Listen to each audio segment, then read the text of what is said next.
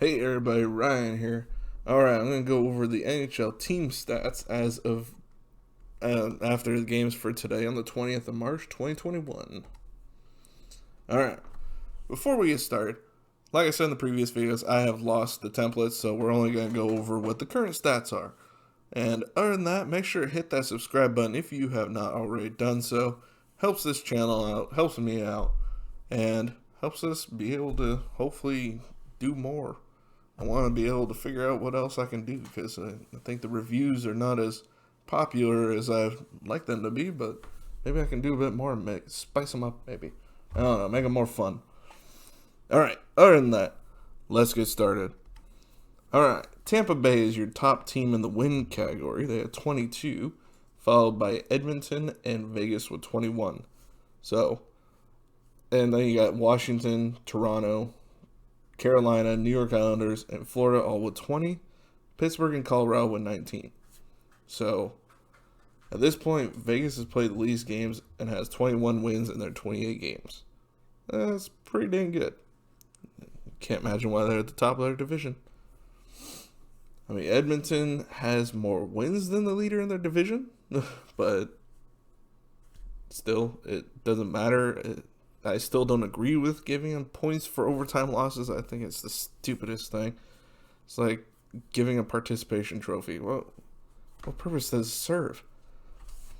Other than self-service, I mean, it doesn't really serve any purpose. You only get the point. You only get the trophy if you win.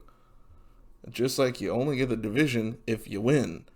That's how it should be, but that's not how it is. So, moving on. All right. Now for the bad category, the loss category. Ottawa has the most losses. They are only 20 loss team. That means 20 regulation losses. This is not even overtime losses included in this. So they had 3 overtime losses to go with their 30 games that you can see there, obviously, but not a good year, but also not as bad as I think a lot of people would have thought too. Sorry.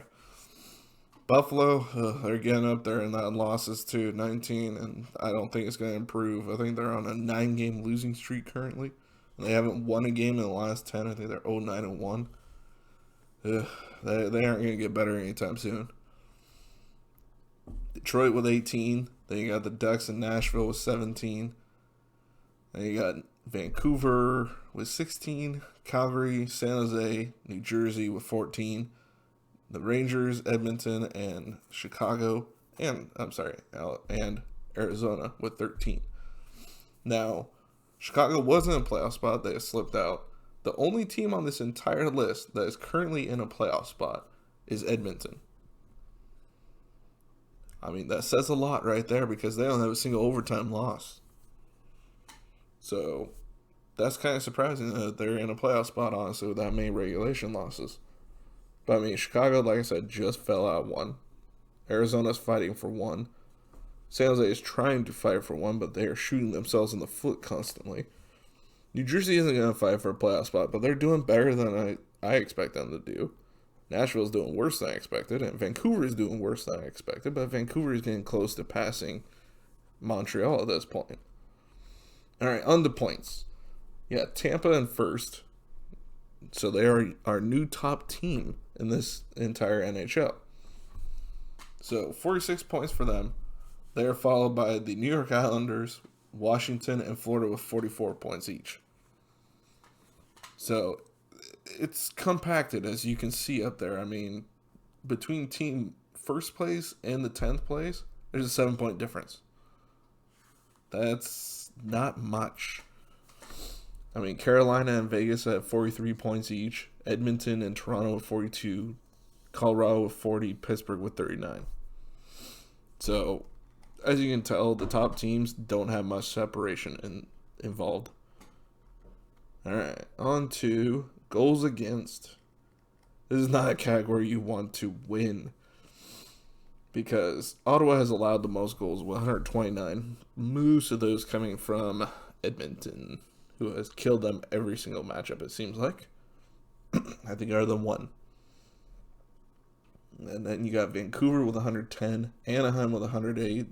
They just They did really good defensively to start the year, but they just went. They dropped like a ton of bricks. It was kind of ridiculous how bad it got pretty dang quick. Chicago and Detroit have 104 goals against. Philadelphia 103. San Jose 101. Columbus, Nashville with 100, and Buffalo with 99. Now, out of this top 10, you could say that Nashville, Columbus, San Jose, Philadelphia, Anaheim all had teams that were towards the top of the lowest goals against category in the last 5 years. And now they're all down here. It has turned very quickly for a lot of these teams. I mean, Nashville, I didn't expect them to do as bad as they've done so far, but I didn't expect them to do great either. I mean, Columbus has underperformed for sure. I mean, even at the big trade, I mean, Roslovic's been playing his head off, but Line it's like he's been benched twice now. It's like at some point, he's a UFA, I believe, after this year, so it's like either trade the guy or sign him at this point. I mean, I don't even know why you'd waste your time signing him at this point if he ain't going to play. Sounds like they can't get their legs under him. Philly just can't figure out what the heck they're doing. I don't know what's going on with them. I wish they were doing better, honestly. I mean, granted, they're not doing terrible, but 92 goals for and 103 against is not good either. I mean, granted, my number one team, the Ducks, have 70 goals for and 108 against. So disappointing. So disappointing. Alright, moving on. Now, the goals against average per game, Ottawa leads that with 3.91. They are now followed by Philly with 3.55. San Jose has fallen back to 3.48. Buffalo is falling quick, 3.41. And Buffalo has the lowest goals for at this point, which is surprising. I thought it was the Ducks, honestly. But they've also played 3 less than the Ducks. But 11 goals in 3 games, I don't see happening without Jack Eichel involved. But stranger things have happened in this world. Then you got Chicago, Detroit. I mean, you look at the goals for, the goals against. I definitely want to say that Philly is probably the highest goals for in this list, followed by St. Louis, who is definitely underperforming, but they have a lot of injuries, where Philly doesn't have the amount of injuries, if any, that would cause that. They just have not played well. And, I mean, granted, Carter Hart has not had a good year. He really has not. All right, goals for. We got Edmonton at the top with 116. Shocker. Who wouldn't see that coming? Tampa has 109. Imagine what it'd be with Kucherov, but granted, they would have had to get rid of more people in order to keep him, or have him in the lineup, but still, the goals for probably would be higher. Toronto's up there too with 107. Washington 104, Florida 101, and Winnipeg with 100. Those are only 6 teams that have 100 goals for at this point. Grant, Montreal has 1 goal to go before they hit it. Carolina and Colorado are 3 away, and Vancouver and Pittsburgh are 4 away. So, there you have it. I mean, it's not surprising anybody on this list, other than maybe Florida. Florida is about the only one I could say I'd be surprised about. No, I don't think any of the others are a surprise. All right, goals for per game. Now, Tampa leads this with 3.63. So they beat out Edmonton, even though Edmonton has more goals for. But, at the same time, look at the difference in the goals against between the two. Tampa's allowed 69 goals compared to 97 for Edmonton. It's almost a 30-goal difference in the goals allowed area. These two were me in the finals. I put my money on Tampa, unless Vasilevsky's injured. Then I would not. But you also have Florida up there, Vegas, Washington, Colorado, Toronto, Carolina, Winnipeg, and Montreal. So, I mean, a lot of these teams, it's not surprising. I mean, they're all high-octane, high-offensive teams. I mean, Montreal, I guess it could be the only one you'd call a real surprise. I mean, but the way they played in the playoffs last year, I wasn't that surprised. So, they're having a good year. I mean, granted, they've been really cooling off of late, last month. but still, it's been a decently good year. 14, 8, and 9. I mean, yes, they've lost 9 overtime games, but they still have 9 points to show for those.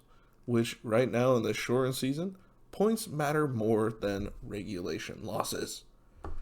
Because, like, if it came down to it, they probably could pass Edmonton based on the average amount of games that they get overtime losses compared to the 0 for Edmonton. Because Edmonton either wins or loses in regulation. They do not lose in overtime. So, I mean, that could end up being a difference maker, which I absolutely hate, but that is what it is. All right, power play percentage. I like looking at these. These are interesting. Now, your top team is Carolina, only team over 30%. They're at 31.3. You got Tampa with 29, Chicago with 28, Toronto 27.7, Edmonton 27, Winnipeg 25.8, Buffalo 25.7, Washington 25.6, Los Angeles 25.5, and Boston with 25 exactly. So, I mean, Chicago's been way overperforming on this, honestly, in my opinion. I thought once Taves and Doc went down, I thought their season was done, honestly. But no, they've done well, and now Doc is getting close to returning. I don't know about Taves. I've heard nothing about him. Edmonton is honestly kind of underperformed on the power play percentage. You'd think they'd be better with McDavid and Draisaitl, but they're still dang good, and they still carry that power play. I mean, they're still 5th. It's not awful. I just thought they'd be a little bit higher percentage-wise, honestly. LA's kind of surprising. They're high up there. I mean, Kopitar's been playing just dominating this year. He's been having an amazing year for them. Even in losses, the guy has been amazing. I mean, if there was a black horse, or dark horse, I think it's called, for Hart Trophy, the MVP of the league, I would say Kopitar. That guy has had an amazing year for that team. If they make the playoffs, I definitely say that Kopitar gets that Hart Trophy. Because, yeah, McDavid is the driver for the offense for the Oilers. But the Oilers have proven before that when he gets hurt, Draisaitl can control that offense for them. So he's not as important, as I would say, as Kopitar has been for the Kings this year. Look at what he's done. Amazing job for him. And yes, that is a Ducks fan saying that a Kings player should get the trophy. That doesn't happen often, by the way. Now, would I say Drew Dowdy deserves the Norris top defender? Heck no. He's not as good as everybody says. Not $11 million good, that's for sure. Just like Erik Karlsson isn't. Alright, penalty kill percentage. There's your non-objectivity there for this video. Alright, back to being objective. Alright, penalty kill percentage wise, we have Boston at the top with 89.4. So close to 90%. So close. Colorado has fallen back because I know they used to be the top team in penalty kill, but they're still second.